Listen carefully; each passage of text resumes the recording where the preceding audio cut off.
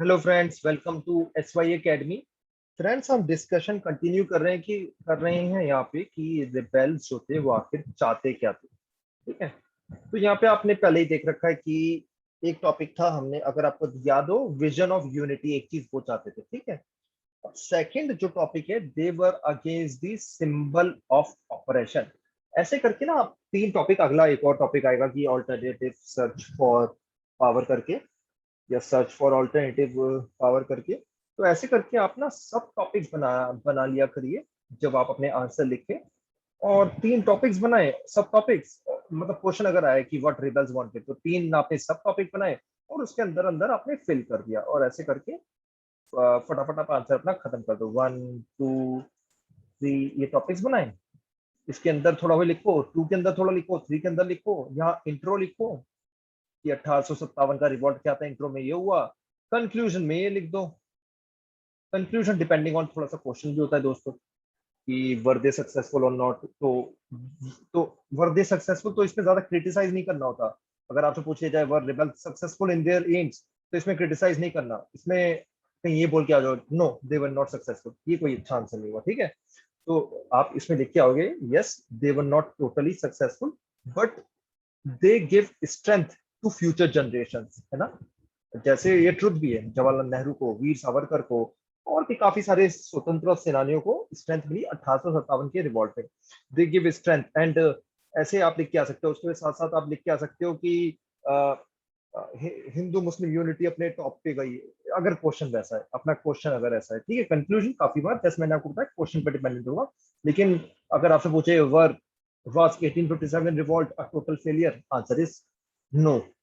आप कह सकते हो okay we didn't achieve independence in 1857, but it provide, ये फ्यूचर जनरेशंस को इसने क्या प्रोवाइड करा, एक सोर्स प्रोवाइड करा, पावर सोर्स। उसके साथ साथ इसने क्या प्रोवाइड करा, इसने फ्यूचर जनरेशंस को ये बताया कि violence is not the only solution.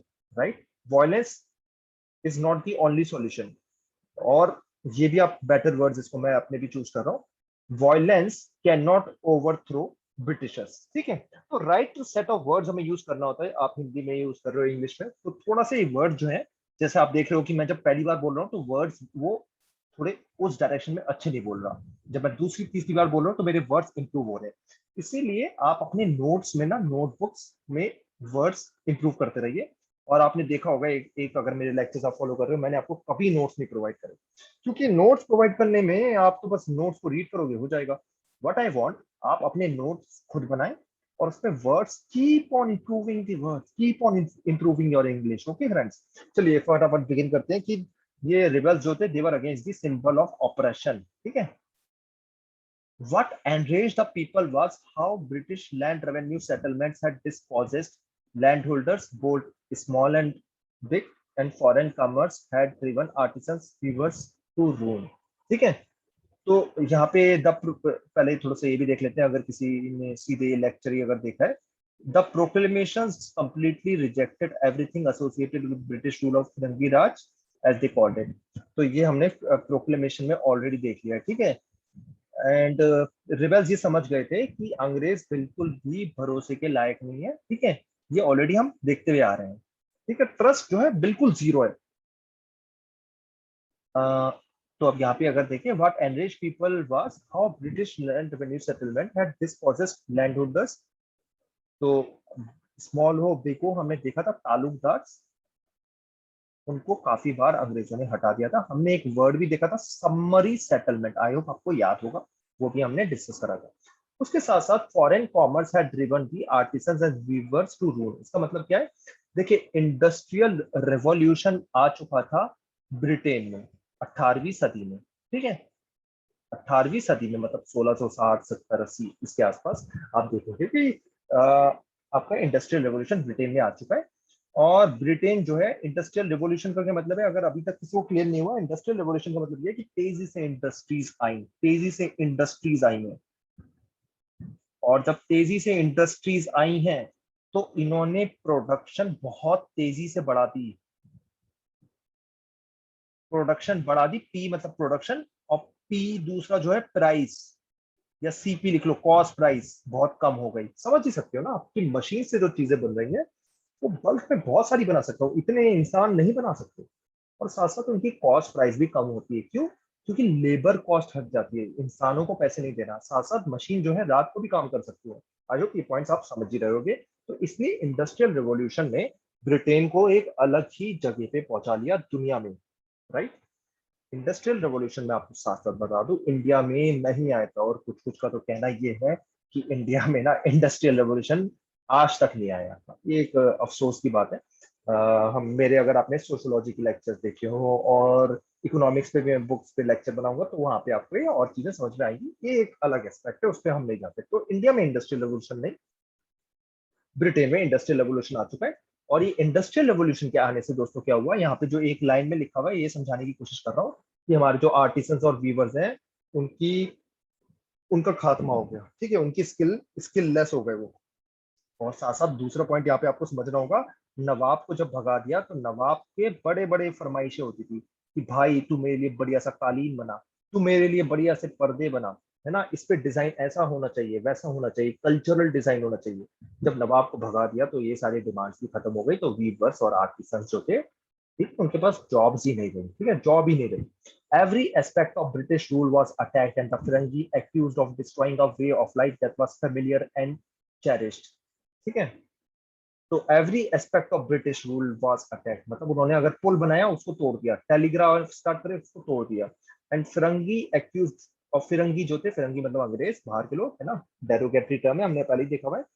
फिरंगियों को हर चीज के लिए एक्यूज किया गया कि आपने हमारी हंसती खेलती दुनिया को बिगाड़ दिया। Rebels wanted to restore that world, जो उनका पुराना समय हुआ करता था। ठीक है, पुराना समय का क्या मतलब है, अंग्रेजों के आने से पहले। अंग्रेजों के आने से पहले कौन सा साम्राज्य अगर भारत में देखो तो किसका था, वो था Mughals. They wanted Mughal rule to come back. ठीक है, इसलिए बहादुर शाह जफर के पास गए थे। The proclamations express the wide spread fear that the British were bent on destroying the caste and religions of Hindu and Muslims and converting them to Christianity, a fear that led people to believe many of the rumors that circulated at the time. तो लोगों का मानना ये था कि अंग्रेज जो है वो चाहते हैं हिंदू मुसलमान का रिलीजन बिल्कुल खत्म हो जाए, हिंदू की जो है कास्ट खत्म हो जाए, है ना, और वो सबको क्रिश्चियनिटी में कन्वर्ट करना चाहते हैं। क्योंकि कुछ कुछ एक्शंस दिख भी रहे थे दोस्तों, मिशनरीज वगैरह बहुत बढ़ गए थे भारत में। ठीक है, साइंटिफिक एजुकेशन बढ़ गई थी। साइंटिफिक एजुकेशन जब बढ़ेगी तो आप समझ सकते हो कि रिलीजन में जो बातें लिखी होती है उसको थोड़ा क्रिटिसाइज तो करती है साइंटिफिक एजुकेशन। जो बात सही भी है, आप एग्री करोगे उससे। तो अंग्रेजों ने बोला हमारी बुक्स जो है वो सही है, भारत की जो बुक्स है वो बेकार है ना। तो सस्पिशन पूरा क्रिएट हो गया था, पूरा क्रिएट हो गया था suspicion.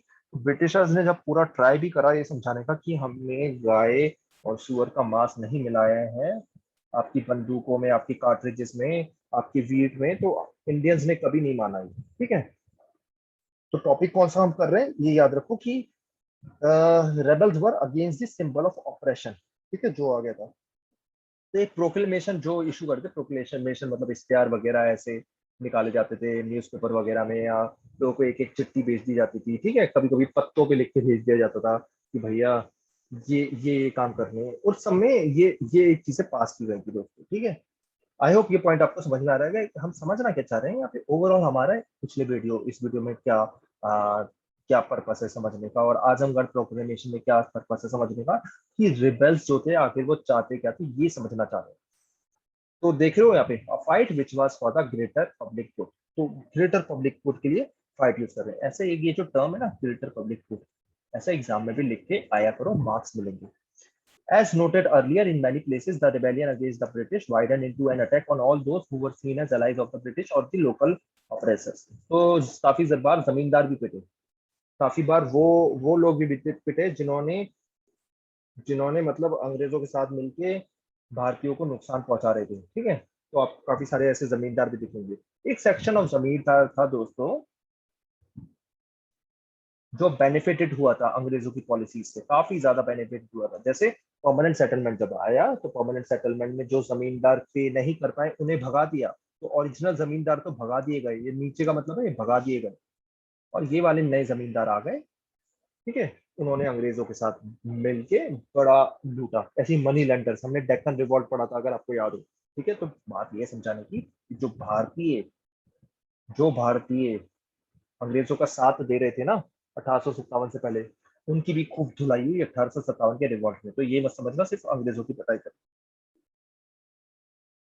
It presents a glimpse of an alternative vision perhaps of a more egalitarian society. तो यहाँ समझना चाह रहे हो, इगैलिटेरियन मतलब इक्वल सोसाइटी, ठीक है, जहाँ पे सब लोग बराबर है। जैसे अर्ली वैदिक पीरियड को इगैलिटेरियन सोसाइटी कहा जाता है, जहाँ पे सब लोग बराबर है, एक idol society.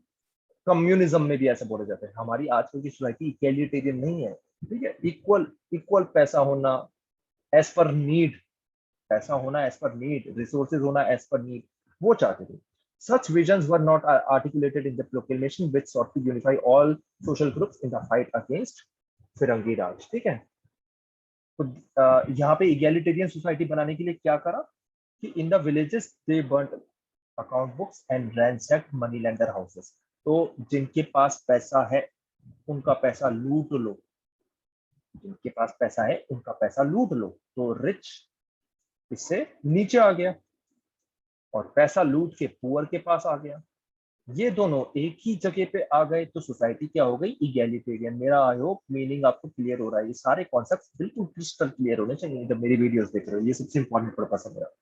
This reflected an attempt to overturn traditional hierarchies, rebel against all oppressors.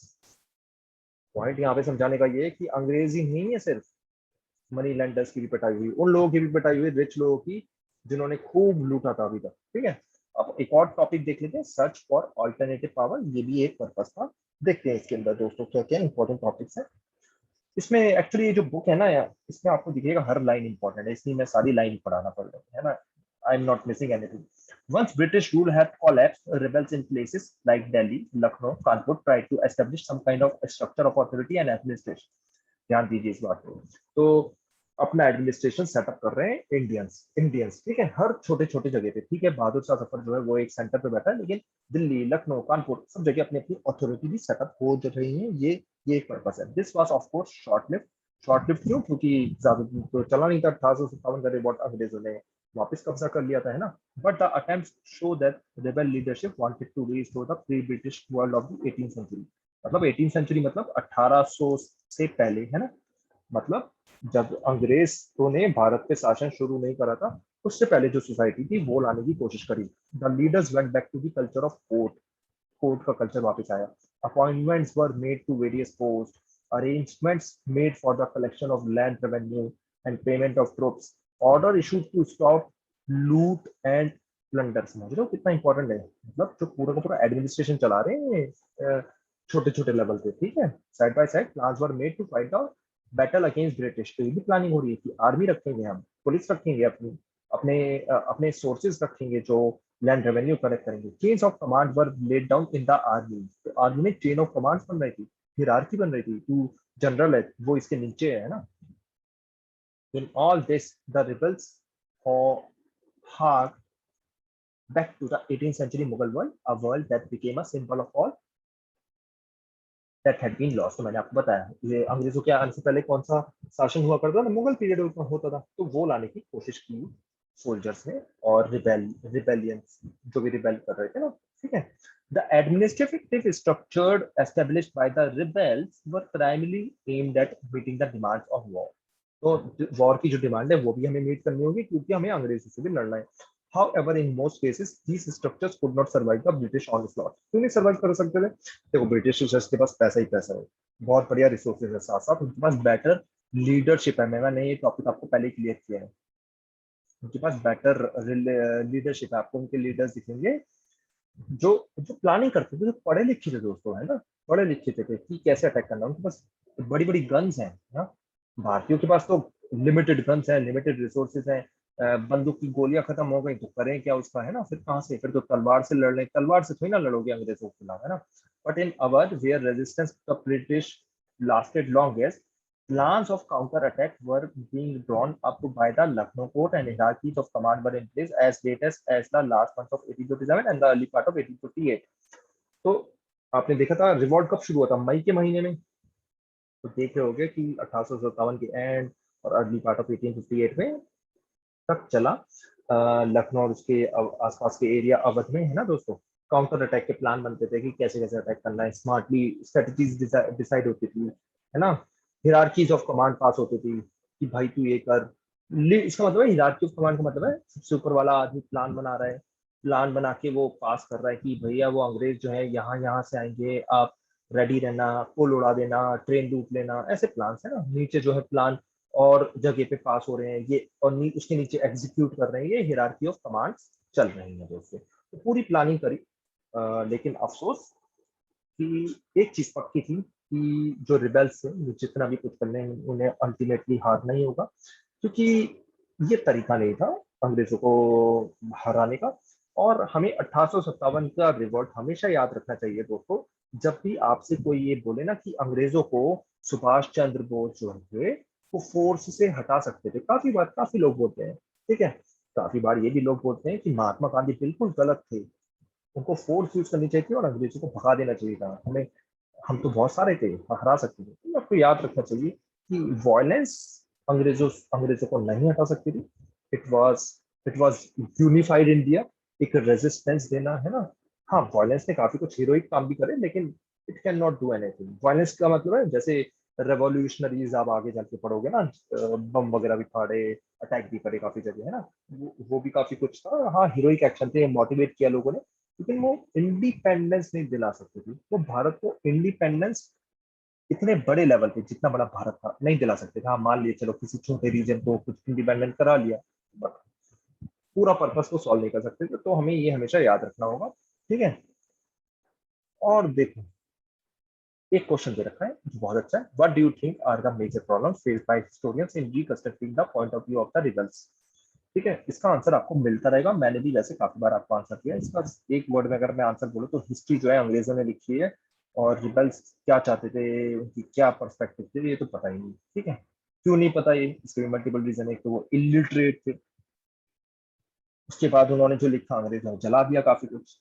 काफी बार उन्होंने जो लिखा वो ऐसे लिखा कि कि वो फट गया, गायब हो गया, जैसे पत्तों में, पेड़ के पत्तों में रोटियों के थ्रू। काफी बार वो जो थे ओरली डिस्कस करते थे, तो ओरली जो चीजें डिस्कस की जा रही है वो तो हमें पता ही नहीं, क्योंकि काफी सारे जो सोल्जर्स है वो तो मारे गए, काफी मारे गए, काफी भारतीय मारे गए, ठीक है। फ्रेंड्स, आई थिंक ये हमारा टॉपिक खत्म हो गया है कि रिबेल्स क्या चाहते थे। आगे हम आजमगढ़ प्रोक्लेमेशन पे एक वीडियो रहेगा, और एक रिप्रेशन के बारे में पढ़ेंगे कि अंग्रेजों ने क्या स्ट्रेटेजी अपनाई। Friends, thank you and take care. कोई भी डाउट हो कमेंट सेक्शन में आप लिख सकते हो, और वीडियो में अगर आपको कुछ पसंद नहीं आ रहा, कोई चीजें चेंज करनी चाहिए, तो वो भी कमेंट सेक्शन में लिखो, वो भी मैं इनकॉर्पोरेट कर दूंगा। Thank you and take care.